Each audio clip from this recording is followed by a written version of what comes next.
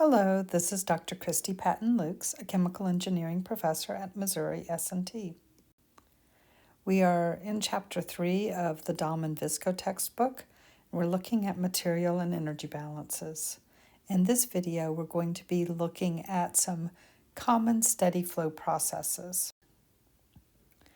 As a reminder, in earlier lessons, we had come up with an energy balance for a steady flow process with no accumulation that says that the rate of heat transfer plus the power or rate of work, and generally this is shaft work, is going to be the difference between the exit and entrance enthalpy, kinetic energy, and potential energy.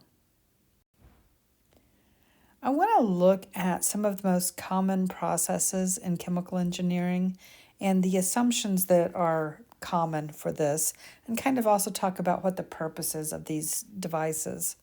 First on my list here is a compressor. Now, when I sketch a compressor, I do kind of a trapezoid where it goes from a wide area to a small area.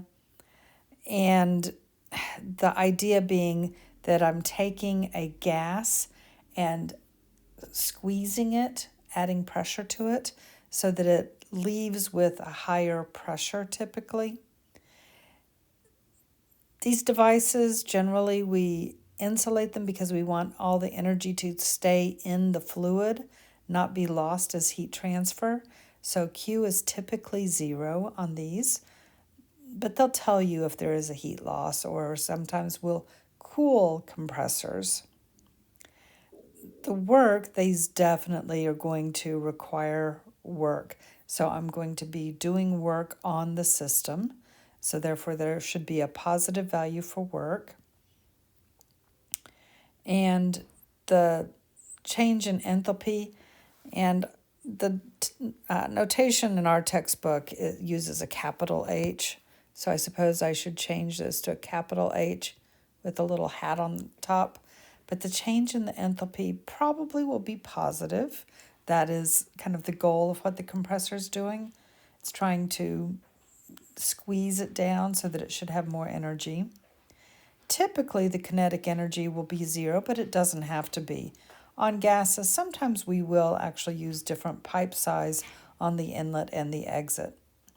Potential energy, however, because we're working with gases, almost certainly is going to be 0.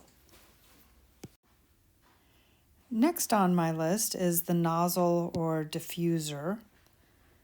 And again, similar sort of little picture, maybe flip the other direction, but the streams are going in and out. So this is just that flow. We looked at an example earlier where we had one of these. So a diffuser generally is going from small to large. It's what you see at the bottom of a rocket ship, for instance. And a nozzle flips it the other direction, goes from large to small.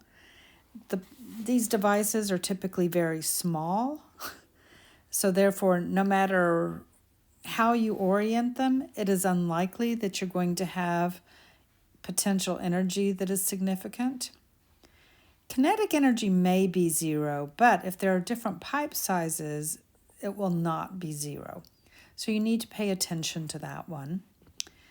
The work, because they have no moving parts, work will be 0. And the heat transfer typically is going to be 0. Now you may have some heat loss from the system. You'll have to look into that. But normally, if they don't give you any hints, probably you can assume that it's small enough that Q will be 0.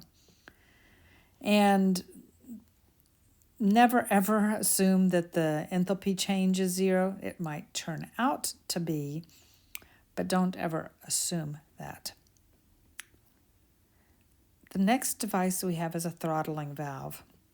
Now, a throttling valve, the way I draw it, is basically like a little bow tie, and the flow goes in and out. A throttling valve is a valve, but it has a special purpose that we will be looking at in a few weeks. In some sense, it's just like a torture device, okay? The material has to flow through a complex pathway. If you've ever looked inside a valve, like to, your garden hose or whatever, The material just flows through it, right? But it's got a path that's kind of tortuous and allows for it to be closed off so that different amounts can flow through at any point in time. But there is no work because there are no moving parts while it's operating. There is little to no heat transfer.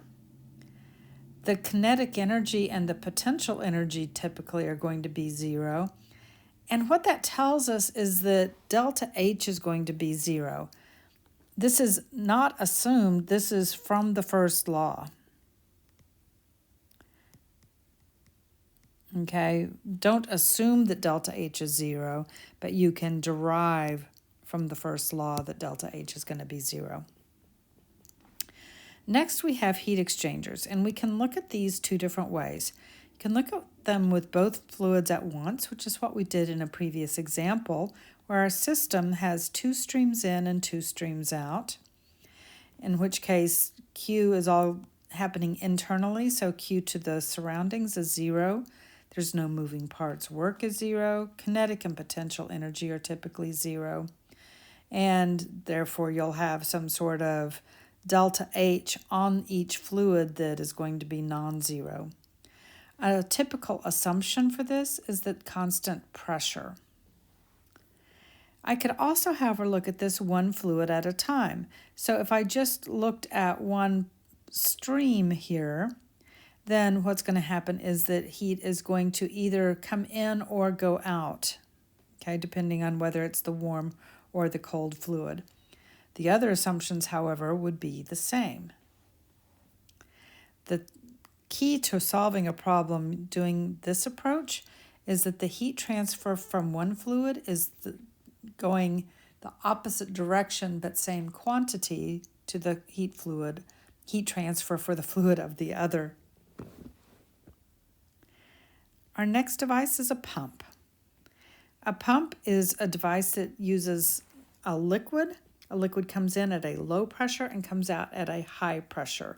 The purpose is to make things flow, but you need to increase the pressure to get this flow to happen. They do have moving parts. Work is going to be required to increase that energy of the system, so it's going to be work input. Heat transfer is typically zero, but you again may cool these, so might be heat transfer out of the system.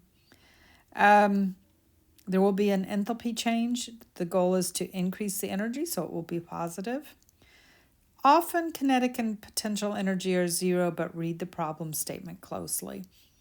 These often are used to move a fluid from a low to a high elevation, for instance, or through a different size inlet and exit port, in which case you'll have a kinetic energy change. Key things to note about this is pumps are always used on liquids and the pressure increases in these. My next device is a turbine. And on a turbine, okay, it's going to look a lot like a compressor, except for that I've got it going the opposite direction from the small end to the large end. We haven't talked about a turbine yet, but it's also called a turbine. People pronounce this word in different ways. But a turbine the purpose of this is to create power, okay? So we are going to have work that is going to be negative always in these systems, because that's the entire purpose of the device. So this is going to be important. No, this is going to be important. Typically, we'll have no kinetic energy change, but you might. I've never seen a problem where potential energy change was significant. Heat transfer is typically zero, but you also could have some heat loss from the device.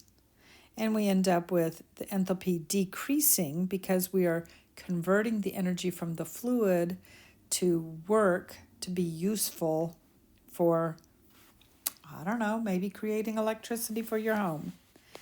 Turbines work best for gases. They can be applied to liquids, but generally they work for gases. In the system, the pressure will decrease. And our final type of common steady flow device is a mixer. Now these are going to require a material balance because multiple streams are coming in and one stream is coming out. There is typically no heat transfer or work, nor kinetic or potential energy. What happens, therefore, is just a sum of the enthalpies in equals the enthalpies out. An important thing to know operationally is that all the streams must be at the same pressure in order for a mixer to actually function. So if you don't have the same pressure, this device is not going to work. In our next video, we're going to wrap up Chapter 3 by looking at those systems that are not closed systems and they're not steady flow systems. So we need to analyze the full first law. Thank you very much for your time.